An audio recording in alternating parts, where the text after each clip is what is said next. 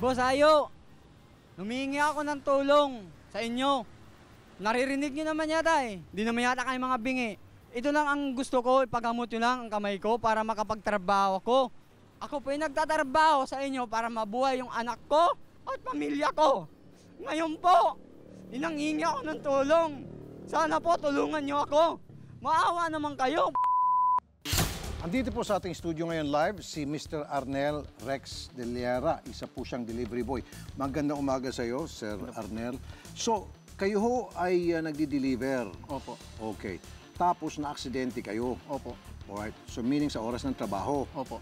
Sinabi niyo po sa inyong amo na pagamutin kayo at anong sabi? Ang sabi po, hindi daw bali, dalhin na to sa manghihilot. Ngayon, dinala ko sa manghihilot. Sabi po ng manghihilot, nakita po to dito na malaki ng bukol. Okay. Sabi po sa akin ng manghihilot, di ko na kaya yan.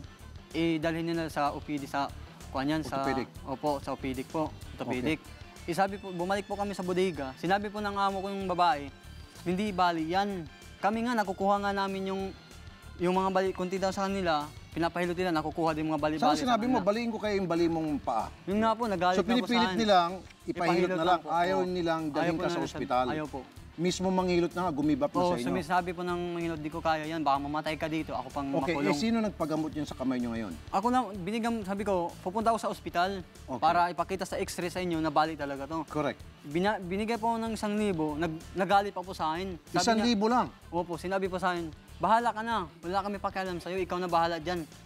So ngayon gusto mong mapasemento yung malagyan ng bakal? Opo, kasi matagal ng 2 linggo na po to eh. So ayaw nilang Ayaw po nilang bigyan eh. tulungan, bigyan kayo. Sige, para mabigyan ng linaw ang problema, makakausap natin ang kanyang amo, si Jia Fong. Magandang umaga po, Jia Fong. Magandang hapon po. Jia Fong. Makantang umaga. Ano ba si Jia Fong? Jia Fong, ikaw andyan, telepono? Pwede kami usap, iyo? Baka na hindi tayo nagkakaintindihan. Wala, Jia Fong? Oh, hello. Hello. Oo, makandang umaga po, Madam Fong. Madam Fong, kailangan nito magamot na inyo tao, si Arnel. Wawa naman. Ma'am, para malagyan bakal kamay niya. Pwede po? Pwede ano? Ma'am? Hindi Ikaw intindi, sabi ko? yan eh. Hindi ikaw intindi? Nakakaintindi ba Tagalog to? Nakakaintindi po yun. O, ikaw pala intindi Tagalog, bakit hindi ikaw salita? Okay, ito para ikaw intindi. Kami sara iyo kumpanya. Kami para ikaw i-deport China. Ikaw intindi na? Hindi pa rin? Hindi pa. Hindi pa rin. Ikaw kulong? Hindi pa rin intindi?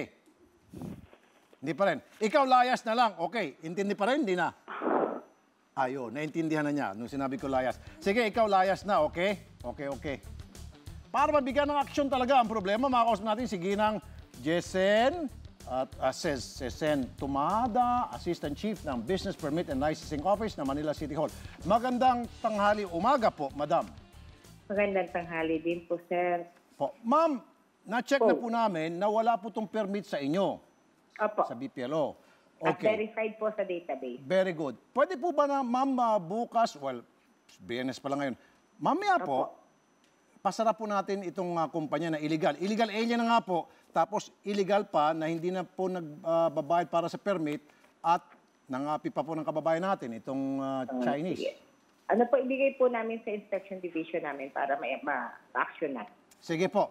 Mamaya po, sasamahan po namin dito, dyan sa inyo, si Mr. Arnel, para po ma-action na natin. Salamat po, Ma'am Senen Tumada. Welcome po. Magandang hapon po, ma'am. Magandang So, papasara natin, unang-una, at pagkatapos yan, papadeport natin. And then, dun sa bakal, sige, tayo na lang pong gagawa ng paraan kasi paano pa siya makakatulong, deported na siya.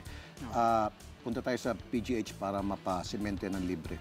Kaming bala, okay? Opo, salamat po. Yes, sir. Be sure to come back. Use 5 everywhere. Copyright 2016.